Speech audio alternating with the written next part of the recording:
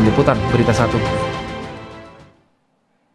Hari Kamis dan Jumat pekan lalu, Presiden Prabowo Subianto mengundang pengusaha ke istana. Bahkan tidak hanya pengusaha domestik, juga pengusaha asing diundang Prabowo Subianto.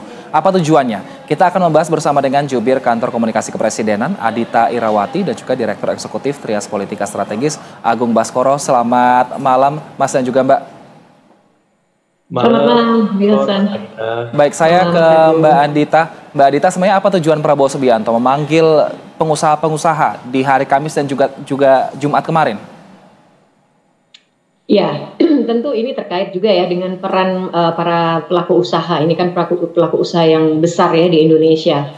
Yang jelas di dalam kesempatan itu kan Pak Prabowo menyampaikan berbagai updates ya terkait dengan perkembangan perekonomian nasional dan juga program-program pemerintah yang penting. Yang ini memang sangat membutuhkan dukungan dari dunia usaha begitu ya.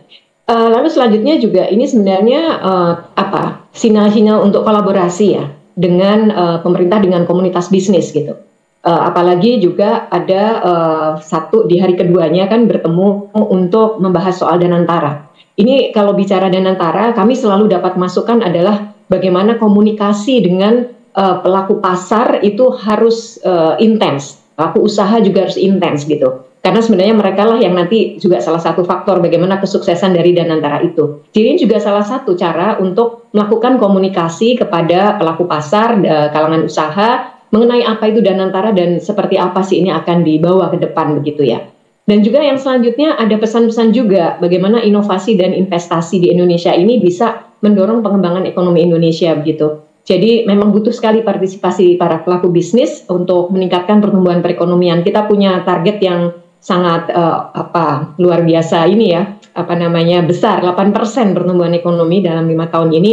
Tentu itu sangat membutuhkan peran penting ya dari para pelaku usaha. Jadi saya rasa ini bagian dari merangkul para pelaku usaha ini untuk berkolaborasi sama-sama bagaimana membawa Indonesia mencapai tadi target-target pertumbuhan perekonomian yang memang ini harus semua pihak harus dirangkul begitu. Begitu Wilson dari kami.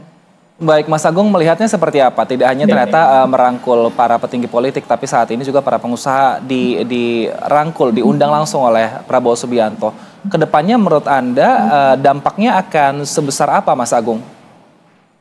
Oke, pertama secara taktis, teknis ini semacam retreat ya Mas Wilson, Mbak Dita ya, tapi 2 hari. Kalau kemarin kan Menteri 4 hari, Kepala Daerah 8 hari. Nah ini pengusaha-pengusaha 2 hari cukup, karena sudah kelasnya Taipan ya, pengusaha kelas kakap gitu. Jadi 2 hari cukuplah retreat sehingga langsung gerak semacam itu. Jadi teknis taktis Pak Prabowo ingin memastikan segala macam instruksinya, arahannya itu sampai ke pengusaha langsung supaya tidak ada miskomunikasi, miskoordinasi, missinkronisasi dan seterusnya. Nah, yang kedua secara substantif harus diakui pemerintah hari ini punya keterbatasan soal anggaran ataupun keterbatasan fiskal Mas Wilson ya. Jadi mau tidak mau kolaborasi dengan pihak swasta ini tidak terelakkan. Jadi harus dilakukan untuk tadi ya mendorong pertumbuhan ekonomi 8%, pertumbuhan investasi, kemudian ada snowball effect ke masyarakat secara luas sehingga daya belinya juga bisa meningkat. Dan saya kira ini patut kita apresiasi ya. Walaupun ada trade off-nya juga. Ya, karena di sisi publik melihatnya kan ini tidak selurus itu, karena kita tahu beberapa pengusaha yang dipanggil itu punya dalam tanda petik problem juga, ada konflik ya dengan publik, dengan aparat kita, misalkan soal pagar makan laut, salah satunya diundang di sana misalkan. Nah, pengen arahannya itu tidak ada konflik kepentingan, ada arahan-arahan yang dalam tanda petik mencederai nurani publik ya, jangan sampai misalkan ketika nanti mereka terlibat di Danantara ada aturan yang dilanggar atau ikut di PSN 77 tadi ada kerusakan lingkungan, ada kemudian ekses lain soal hak-hak publik yang dilanggar ya, utamanya problem konflik agraria seperti itu. Jadi trade off dan ekses tadi harus dipastikan oleh pemerintah ketika melibatkan swasta, dan kalau swasta ditanya apa sih benefitnya atau relevansinya mereka terlibat ya, mereka ingin cuan juga seperti itu, tapi di saat yang sama mereka pengen ada jaminan kepastian hukum, kepastian berusaha, keamanan ya, jangan ada diganggu sama ormas-ormas semacam itu, sehingga ini sinergis yang perlu kita dorong supaya minim konflik, minim kepentingan yang diutamakan adalah ya kebaikan untuk semua pihak tadi masing-masing. Jadi titik tengahnya di mana supaya semua kepentingan publik, swasta maupun pemerintah bisa terjawab dalam satu waktu seperti itu. Baik Mbak Adita, kita harapkan tentunya ini tidak hanya pertemuan seperti itu, tapi ada hasilnya. Nah, kira-kira hasil dari pertemuan ini bisa rakyat rasakan kapan, Mbak? Iya, ini tentu satu hal yang kita akan lihat ya. Karena begini, ketika bertemu ini tentu Pak Presiden menyampaikan pemikiran-pemikirannya, harapan-harapannya. Sementara para pelaku usaha yang ini adalah tergolong pengusaha besar ya, ini kontribusi untuk ekonomi Indonesia memang besar sekali mereka. Ini yang juga tentu menangkap dulu nih apa yang menjadi harapan dari Pak Presiden ya. Meskipun sebagian besar dari yang diundang ini juga sudah punya banyak program dan proyek ya, yang itu juga ada yang masuk juga di dalam beberapa PSN dan sebagainya. Jadi kami rasa ini tentu apa yang akan menjadi hasil dari pertemuan ini tidak bisa kita lihat hari ini ya. Kita akan lihat nanti tentu ke depan seperti apa. Kalau kita agak spesifik lagi yang pertemuan hari kedua, ini kan kaitannya dengan Danantara ya. Ya tentu karena Danantara ini tujuannya adalah bagaimana menarik investasi dan sekaligus bisa mempercepat hilirisasi dan industrialisasi. Tentu Pak Presiden juga berharap ya pelaku usaha yang ada di Indonesia ini juga nantinya bisa berpartisipasi dalam hal itu gitu. Karena penciptaan lapangan pekerjaan, hilirisasi ini tidak akan jadi apa-apa kalau tidak ada sebuah usaha yang dijalankan yang itu ada di sektor-sektor penting. Kan waktu itu Pak Presiden sudah sampaikan ada sekitar 20 komoditas prioritas yang nanti akan dipercepat hilirisasinya. Dari mulai energi, pangan, laut ya, pertanian, itu banyak sekali di situ yang pasti juga butuh kan, ada yang nanti akan datang berinvestasi dan berpartisipasi juga di dalam industrialisasi tersebut. Nah, dari dalam negeri sendiri, ya saya rasa yang sudah ready atau sudah siap, ya mungkin sebagian dari para pelaku usaha ini begitu. Di samping juga tentu kita nanti akan mencoba untuk menarik juga investor dari asing begitu.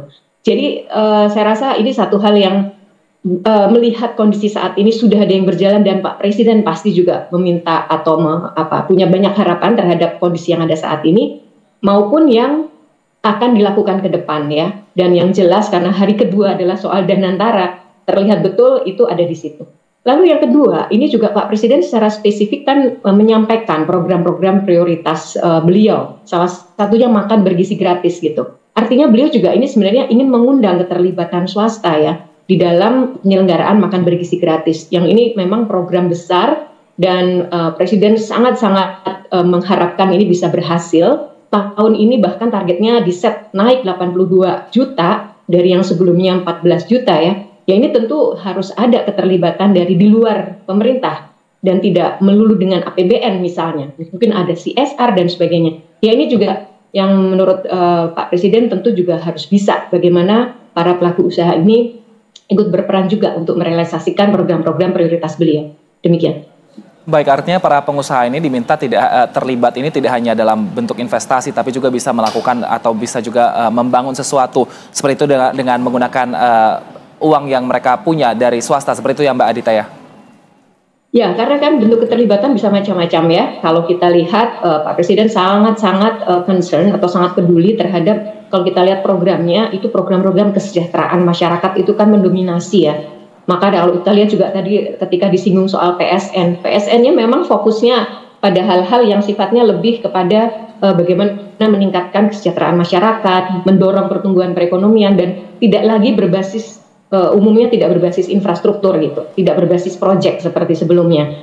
Jadi saya lihat sekali lagi ini memang beliau berharap partisipasinya bisa dengan skema macam-macam. Termasuk juga skema-skema yang mungkin di luar dari istilahnya mungkin tidak selalu usaha atau tadi yang istilahnya dari Mas Agung adalah cuan gitu ya, tapi juga bagaimana mereka punya kepedulian sosial gitu ya, dari biaya CSR atau tanggung jawab sosial dan sebagainya gitu Mas.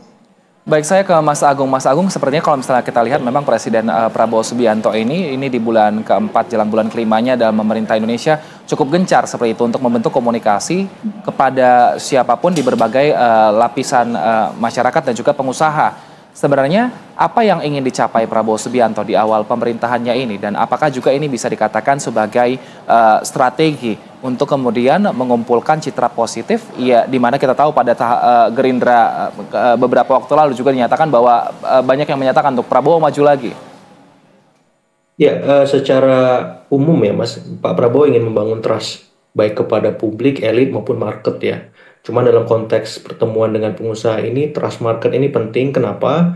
Karena kita tahu ada beberapa indikator sederhana dari market yang hari ini kurang positif ya. Kita lihat IHSG masih 6.500-an, masih turun gitu ya. Kemudian dolar turun naik 16.300, bahkan kemarin sempat 16.500. Nah, kemudian ada ya soal PHK yang lumayan viral beberapa waktu terakhir yang perlu penanganan juga lebih serius. Jadi saya melihat ini perlu komunikasi yang lebih intensif kepada market ya, setelah kepada elit politik terkonsolidasi di parlemen secara hegemonik. Kemudian ke publik juga, ini juga penting supaya apa? Supaya publik dalam tanda petik yakin bahwa pemerintahan ini masih berjalan pada relnya, pada tracknya semacam ini. Jadi di 4 bulan atau 5 bulan pertama ini memang intensitas untuk melakukan komunikasi, koordinasi, dan sinkronisasi penting supaya setelah ini bisa terbang lah, bisa take off semacam itu. Karena harapan publik cukup tinggi, ya aspirasi mereka banyak. Dan kalau misalkan pemerintah dalam tanda petik salah sedikit atau split of the tongue misalkan cara ngomongnya, ataupun ada hal-hal minor yang mengemuka, itu bisa luar biasa eksesnya, kompleksitasnya yang muncul. Nah, jadi memang mau nggak mau ya briefing ataupun komunikasi koordinasi semacam ini perlu sekali gitu. Jadi setelah ini harus kerja dan harus lebih substantif gitu. Jangan sampai ini terus komunikasi koordinasi tapi di bawah dinamikanya terjadi juga gitu. Eksesnya juga mengemuka ya. Setelah buat kebijakan kemudian viral, akhirnya pemerintah juga gelagapan gitu. Jadi maksud saya ya gimana caranya setelah selesai retreat ini ya, yang dilakukan oleh Pak Prabowo adalah memastikan ada monitoring yang jelas, evaluasi yang terukur. Kalau memang tim ini bagus, lanjutkan. Kalau memang tidak bagus, ganti. Seperti itu, Mas. Baik, Mbak Adita, kita juga tahu ini misalnya ingin menumbuhkan kepercayaan kepada Presiden Prabowo Subianto. Namun seperti gambaran yang tadi Mas Agung katakan bahwa saat ini IHSG kita berada di kisaran 6.500. Ini kan pasar itu kan kita bisa melihatnya secara real time. Dan pertemuan pada hari Kamis dan juga Jumat ini ternyata tidak berdampak besar pada IHSG kita, pada pelaku pasar kita. Karena memang banyak net sell asing dan kemudian kita sudah mencoba buyback tapi nyatanya juga tidak mendorong ke arah positif untuk IHSG kita. Dibandingkan dengan tahun lalu ini sekitar 7.300-an, namun sekarang ada di 6.500-an. Nah, kira-kira apa juga intensi dari Prabowo Subianto ini mengundang tidak hanya pengusaha Indonesia tapi juga pengusaha investor kaya raya dari Amerika Serikat. Ada Ray Dalio juga yang diundang di sana. Peran dari Ray Dalio ini nanti di pemerintahan kita akan menjadi seperti apa, Mbak Adita? Iya, Ray Dalio ini kan kita tahu ya, dia investor yang sudah sangat berpengalaman ya, dan juga banyak sekali pengalamannya yang terkait dengan sovereign wealth fund di Singapura, di China, di Arab Saudi, di Uni Emirat Arab gitu ya. Artinya memang dengan pengalamannya yang sudah lebih dari 50 tahun kalau yang dia sampaikan ya, ini bisa menjadi memberikan pandangan, kemudian juga masukan gitu ya kepada Indonesia terkait dengan sovereign wealth fund kita, yaitu Danantara gitu. Ya tentu sosok seperti ini perlu lah ya kita undang untuk bisa memberikan masukan, sekaligus juga untuk memperlihatkan juga kepada pelaku pasar, kemudian juga mungkin kalangan internasional bahwa Danantara ini juga nantinya akan dikelola dengan standar-standar global ya, profesional ya, dengan tata kelola yang prinsipnya memang kita adopt dari tata kelola global begitu. Ya memang salah satu tujuannya tentu adalah tadi seperti yang disampaikan, agar ada memulihkan kepercayaan publik bahwa Indonesia mendengarkan juga dari berbagai pihak ya yang sudah sangat berpengalaman. Ya kalau ditanya hasilnya dan bahwa ini bisa dilihat secara real time, kemudian mungkin belum bisa mendongkrak IHSG. Saya rasa ini memang butuh waktu ya, butuh proses gitu. Pasar saya rasa sekarang ingin yang lihat yang real saja gitu, ingin sesuatu yang memang real ya, dari apa hasil dari pertemuan ini. Tapi setidaknya kalau saya kutip dari pernyataannya Ray Dalio ini kan melihat bahwa dia optimis dengan Indonesia ya, bahwa apa yang dilakukan oleh Pak Presiden kita, Pak Prabowo, adalah seperti yang dia lihat juga di negara-negara tempat dia pernah membantu pada saat itu. Jadi saya rasa ini mungkin satu awal yang baik, bahwa bahwasanya ini mungkin belum berdampak signifikan terhadap kenaikan indeks ya. Mari kita tunggu karena memang perlu ada proven points dalam hal ini. Dan saya rasa semua pelaku usaha maupun juga para pengelola Danantara saya rasa juga tentu memahami hal ini dan harus bergerak cepat. Kita lihat mungkin minggu depan akan ada beberapa perkembangan terkait Danantara. Let's see gitu ya. Apakah ini akan bisa juga tadi kepercayaan masyarakat sedikit banyak bisa kembali lagi gitu kepada pasar kita di Indonesia. Gitu. Baik, Mbak Dita, ini menarik karena Presiden Prabowo Subianto mencoba untuk membuat masyarakat Indonesia dan juga asing ini percaya pada pemerintahan kita, tapi memang di sisi lain ada juga yang bikin cemas warga karena akhirnya belakangan ini banyak kasus-kasus yang akhirnya terungkap, Mbak, ke permukaan. Artinya kan memang di satu sisi kita senang karena akhirnya pemerintah mengungkap korupsi-korupsi yang terjadi. Tapi di sisi lain ada kekhawatiran juga tentunya karena ternyata banyak korupsi yang selama ini tertutupi dan baru terkuak sekarang. Bagaimana kemudian ini juga bisa dibuat pemerintah supaya bahwa memang penangkapan atau korupsi ini tidak akan terjadi lagi di masa mendatang? Iya, benar bahwa yang namanya apa yang sudah dilakukan kasus-kasus yang diungkap, kemudian juga penangkapan justru harus dilihat ini sebagai inisiatif yang sangat positif dari pemerintah ya, dari gerak cepat pemerintah yang saat ini begitu. Karena kalau kita lihat kan memang kasusnya sebenarnya sudah berjalan cukup lama dan di periode inilah kemudian terbongkar. Jadi kalau kita lihat dari sisi positifnya, justru disinilah komitmen pemerintah saat ini ya untuk bisa melakukan bersih-bersih begitu istilahnya. Jadi nutup yang bocor, kemudian bersihkan yang kotor itu ya dilakukan saat ini. Memang betul kalau kita lihat saat ini mungkin membuat shock masyarakat ya. Ternyata banyak sekali begitu kejadian-kejadian yang membuat mereka mungkin ya tadi ya menjadi cukup terguncang begitu. Tetapi justru mungkin inilah momentumnya begitu ya dari pemerintah saat ini untuk melakukan pembersihan seperti ini dan ke depan bebannya atau liabilitiesnya ini kan jadi berkurang gitu ya. Liabilitiesnya berkurang dan setidaknya memang ini harus disusun narasi yang tepat agar masyarakat melihatnya justru ini menjadi komitmen besar pemerintah ke depan gitu ya, untuk lebih bersih lagi ke depan, lebih mengelola dengan governance yang lebih baik begitu. Bahwasanya itu akan membuat guncangan, iya pasti semua akan terguncang. Tetapi mungkin ini awal yang baik, momentum yang baik ya, dan selama nanti memang konsisten dan segala sesuatu dikelola dengan tata kelola yang baik, saya rasa ini mungkin lambat laun juga tadi ya, kepercayaan masyarakat akan mulai terbentuk lagi begitu.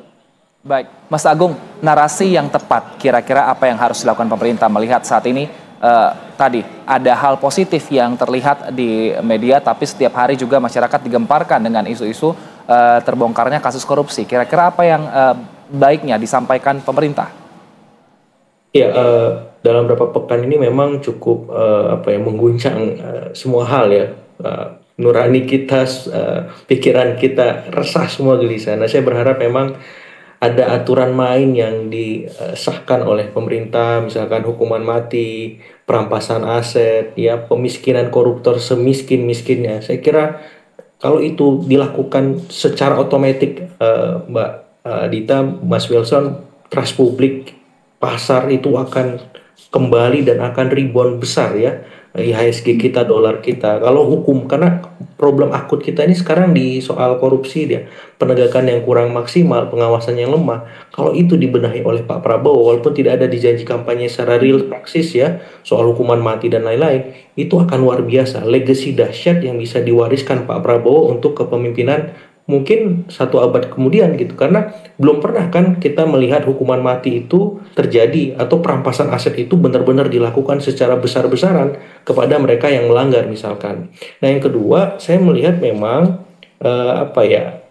kekhawatiran ketika pejabat kita mengelola ya anggaran yang besar ini kan soal tadi ya, lagi dan lagi korupsi gitu, penyelewengan. Nah, saya berharap Danantara ini punya sistem pengawasan yang sangat kuat ya, berjenjang, dan itu bisa dilakukan bukan hanya oleh dalam tanda petik teman-teman koalisi, tapi juga bisa saja melibatkan teman-teman di seberang sana ya, dalam artian tidak tergabung dalam partai atau institusi formal tapi institusi yang non formal ya. Saya berharap memang teman-teman yang di seberang itu dilibatkan dalam arti yang konstruktif ya, bukan hanya sebatas kritik ya, sebatas memberikan saran dari luar, tapi satu orang dua orang dilibatkan ke dalam itu kan jadi menarik ya, bahwa misalkan indeks demokrasi kita turun, kata laporan ekonomi international units gitu ya, turun 3 peringkat dari sebelumnya.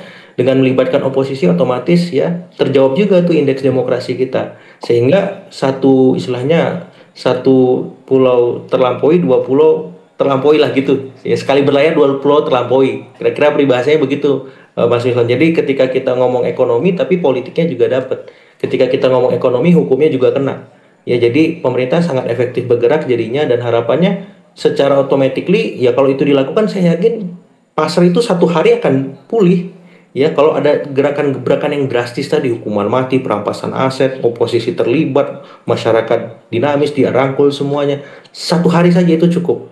Indonesia menyala lagi, terang lagi, maju lagi, cemasnya nggak ada ya, emas yang ada, seperti itu Mas Wilson, Mbak Dita.